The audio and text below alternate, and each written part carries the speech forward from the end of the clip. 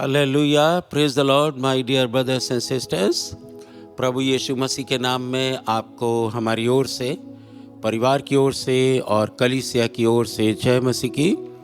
हम विश्वास करते हैं कि आप प्रभु में आनंदित होंगे और प्रभु की बुद्धि और ज्ञान और समझ में और शिक्षाओं में बढ़ते जा रहे हैं, ऐसा हम विश्वास करते हैं और प्रार्थना भी करते हैं। आइए आज हम फिर से दूसरा थिस्सलुनीकियों की पत्रिका अध्ययन करेंगे।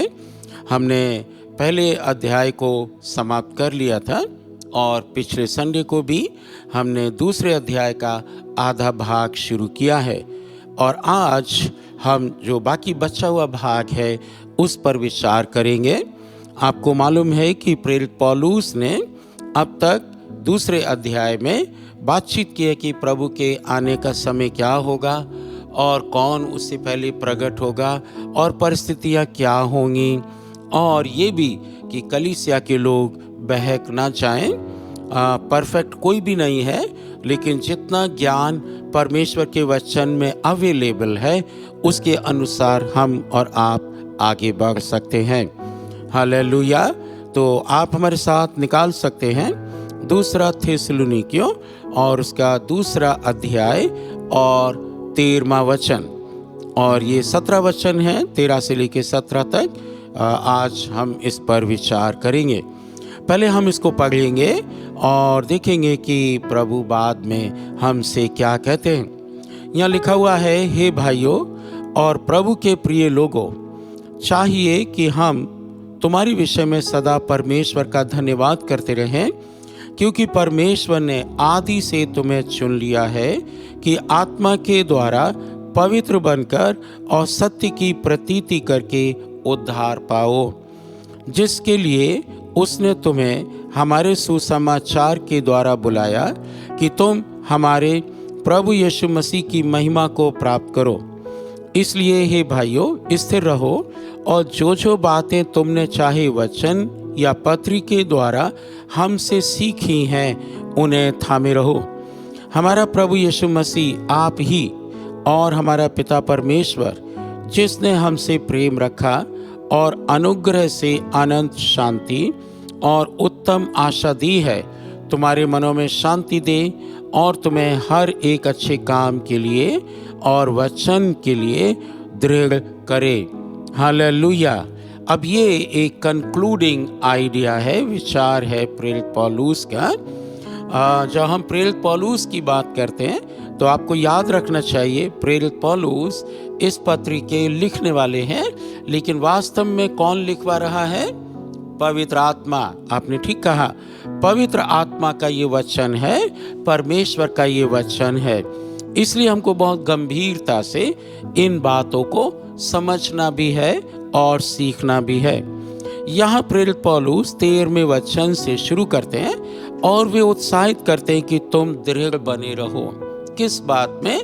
परमेश्वर के वचन में, अपने अच्छे कैरेक्टर में, अपनी अच्छी गवाही में और आपसी प्रेम में। यहाँ वो कहते हैं, हे भाइयों और प्रभु के लोगों, चाहिए कि हम तुम्हारे विषय में सदा परमेश्वर का धन्यवाद करते रहें। और वो कहते हैं कारण क्या है?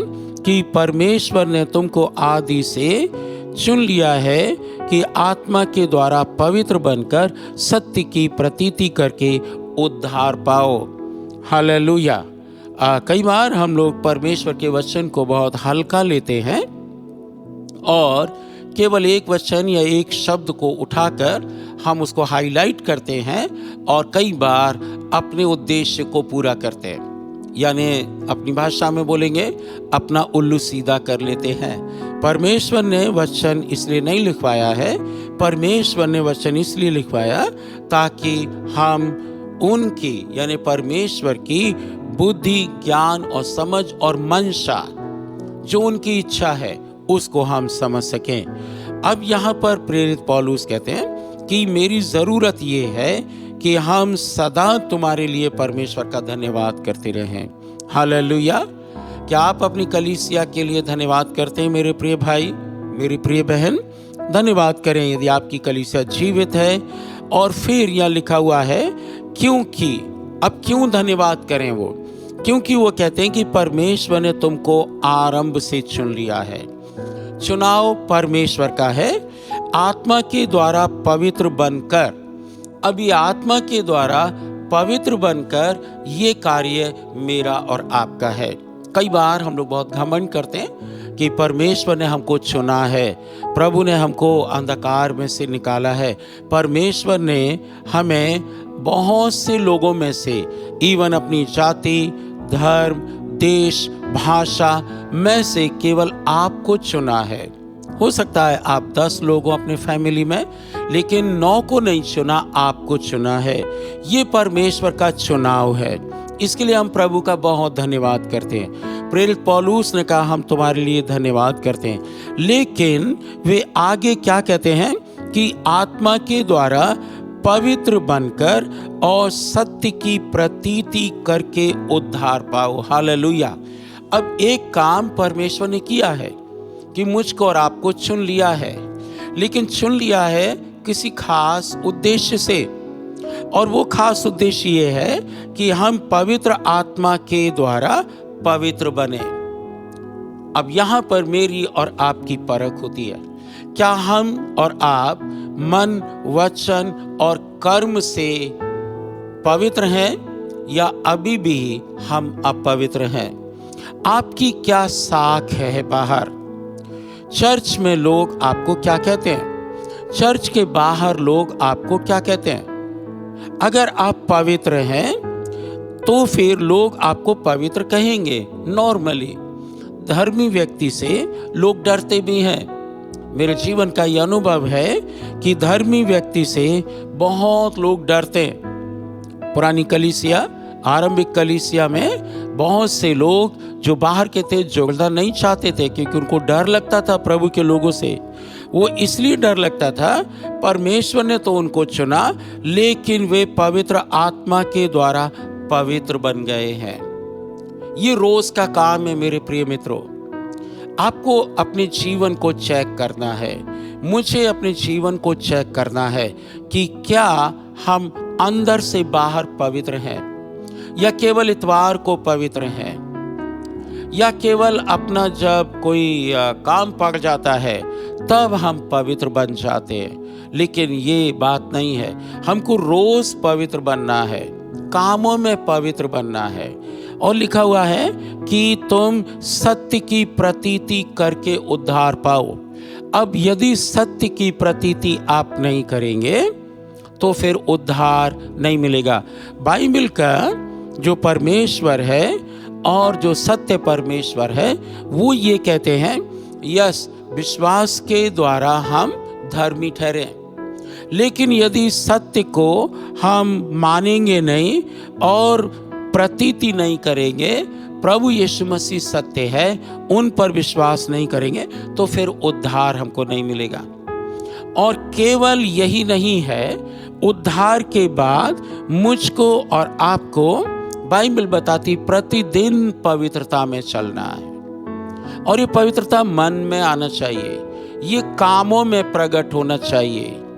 अभी आप सोचिए, कोई व्यक्ति अगर कहता है मैं मसीह हूँ और वो झूठ बोलता है, वह चोरी करता है, वो बेईमानी करता है, वह लोगों को धमकी देता है, तो फिर वह उद्धार पाया हुआ व्यक्ति नहीं है। आप उसको नहीं मानेंगे, क्योंकि उसको चुना गया है, लेकिन उसने पवित्र आत्मा के द्वारा पवित्र अपने आप को नहीं बनाया। वो रिजेक्ट करता है, वो झूठ बोलता है या बोलती है, वह अपने पाप में पड़ी हुई है या पड़ा हुआ है, दूसरों को ठगता भी है या दूसरों की बेईमानी करता है, दूसरों की बुराई करता है।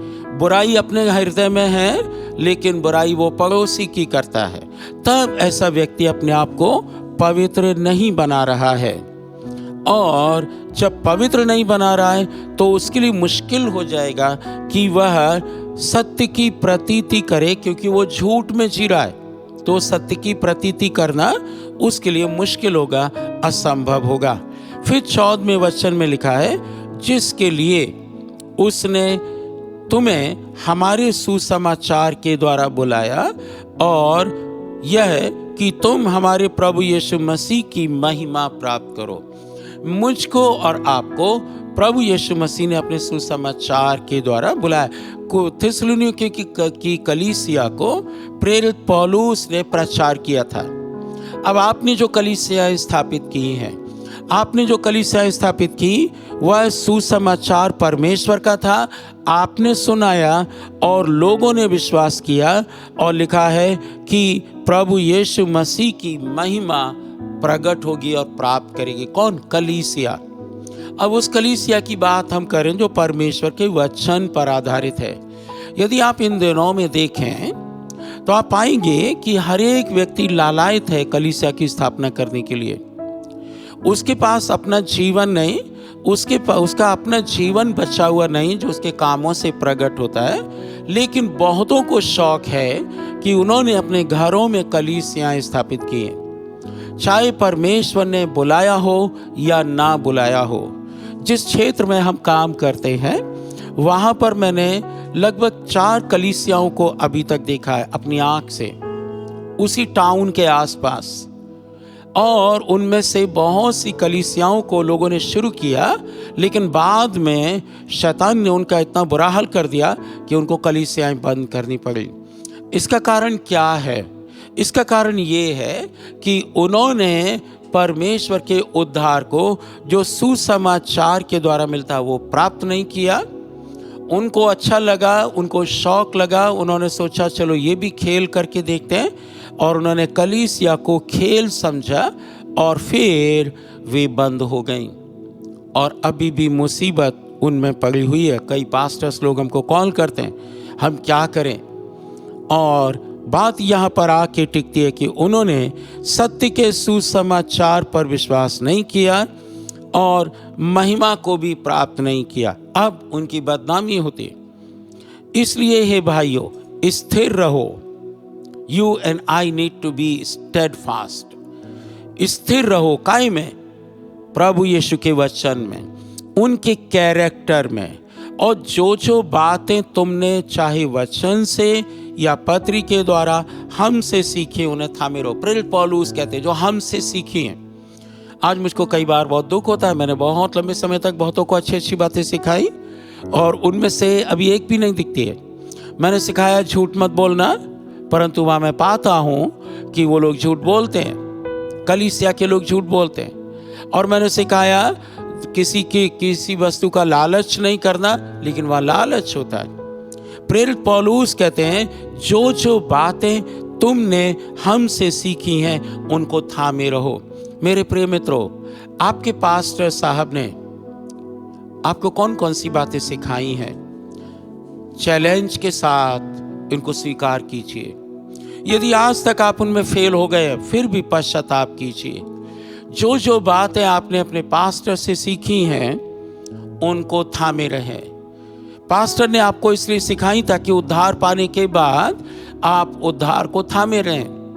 बाइबल बताती, प्रेरित पौलुस ने लिखा फिलिपियों की पत्री 2 अध्याय 12वें वचन में, अपने अपने उद्धार का काम पूरा करते जाओ। यह उद्धार का काम एक दिन का नहीं है मेरे प्रिय मित्रों, यह उद्धार का काम एवरी डे का है। रोमियो की पत्री 12वें अध्याय के पहले 2 वचन में लिखा है, अपने शरीरों को जीवित, पवित्र और परमेश्वर को भावता हुआ बलिदान करके चढ़ाओ, यह तुम्हारी आत्मिक सेवा, यह एवरीडे मिनिस्ट्री है। एवरीडे मिनिस्ट्री है अपने आप को पवित्र करना। पास्टर्स अपने आप को पवित्र करें, प्रभु के लोग अपने आप को पवित्र करें, कलीसियाएं अपने आप को पवित्र करें।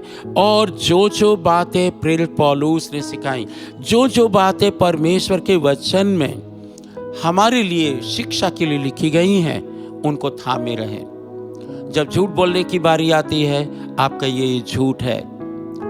जब बेईमानी की बारी आती है तो कहिए ये बेईमानी है। चाहे आपने ही क्यों ना की हो, आपके भाई ने क्यों ना की हो, आपके बहन ने क्यों ना की हो, आपके पापा ने ही क्यों ना की हो, आप यदि सही मसीही हैं तो आप अपने घर से, अपने परिवार से बुरी चीज़ों को दूर कर सकते हैं। जिम्मेदारी आपकी है। पास्टर ने आपको सिखा दिया है, प्रभु के लोगों ने आपको सिखा दिया है, लेकिन उनको थामे रहना आपकी जिम्मेदारी आज कम दिखने को मिलता है। आज तो ऐसा भी हो गया है कि जो सिखाता है उसी के ऊपर लोग चढ़ाई कर देते हैं, उसी के लोग बुराई करने लगते हैं। केवल अपना मतलब हल करने के लिए उन्होंने प्रभु को स्वीकार किया था, उनका मतलब हल हो गया और वे शैतान के एजेंट बन गए। ऐसा मेरा अनुभव है। हम आपको उत्साहित करते हैं मेरे प्रिय मित्रों, जो बात है आपने परमेश्वर से और उनके दासों से सीखी हैं उनको थामे रहें, नहीं तो जल्दी ही शैतान के लिए आप मार्ग खोल देंगे। अब मुझको बताइएगा, यदि आप सत्य बोलते तो परमेश्वर के आत्मा के लिए द्वार खोल देते हैं, लेकिन यदि आप झूठ बोलते तो किसके लिए द्वार खोलते हैं? आप शैतान के लिए द्वार खोलते हैं। और फिर शैतान झूठ पर झूठ, बेईमानी, चोरी, व्यभिचार, क्रोध, विरोध, झगड़ा और एहसान फरामोशी में आपको ले जाएगा। एहसान फरामोशी को बोलते हैं अनग्रेटफुलनेस। किसी ने आपकी सहायता की, आप उसी को गाली देंगे, उसी का विरोध करेंगे। ये कौन करवाता है? आपने द्वार खोल दिया। आपने परमेश्वर के वचन की बातें जो सीखी थी उनको थामे नहीं रहे, और जब थामे नहीं रहे तो शैतान आपके घर में, आपके जीवनों में, परिवार में घुस गया। वो बीमारी ले आया, मुसीबत ले आया, झूठ ले आया और आपके लिए मुसीबत खड़ी कर दी। आज बहुत से मसीह लोग परेशान हैं। मैं लोगों से मिलता हूँ, बताते हैं वो लोग, लेकिन वे सत्य को स्वीकार करना नहीं चाहते। हर हालत में असत्य से सच बातों को छिपाना चाहते। और आप जानते हैं, यदि आप सच नहीं बोलते तो आप नेचुरली झूठ बोलते हैं। न्यूट्रल वाला मामला नहीं है इसमें। क्या आप गाड़ी चला रहे हैं और आपको कहीं रोकना पड़ा तो आपने न्यूट्रल गियर में डाल दिया? No, God has no neutrality. परमेश्वर के पास या तो ज्योति है और या फिर अंधकार में डालने का स्थान है। परमेश्वर के पास बीच का कोई रास्ता नहीं। स्वर्ग है या नरक है, सत्य है या असत्य है, और परमेश्वर सत्य है।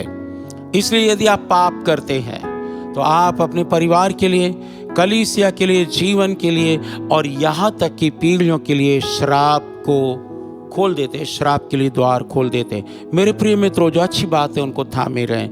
फिर लिखा है, हमारा प्रभु यीशु मसीह आप ही और हमारा पिता परमेश्वर जिसने हमसे प्रेम रखा है और अनुग्रह से अनंत शांति और उत्तम आशा दी है, तुम्हारे मनों में शांति दे और तुम्हें हर एक अच्छे काम और वचन में दृढ़ करे। ये प्रेरित पौलुस की प्रार्थना है। हमारी भी यही प्रार्थना है कि जो लोग हमें सुन रहे हैं, कलीसिया के लोग जो हमें सुन रहे हैं, हमारी प्रार्थना है कि परमेश्वर आपको आशीष दे और अपने अनुग्रह में और प्रेम में बनाए रखे, और वह परमेश्वर ऐसा है आपके मनों में शांति दे और हर एक अच्छे काम और अच्छे वचन में दृढ़ करे। इसका मतलब ये है कि एक विश्वासी से अच्छे और सही काम की आशा की जाती है। यदि आप विश्वासी हैं तो आप बीड़ी पीते हैं तो छोड़ दीजिएगा। यदि आप विश्वासी अपने आप को कहते हैं और झूठ बोलते हैं तो झूठ छोड़ दीजिएगा।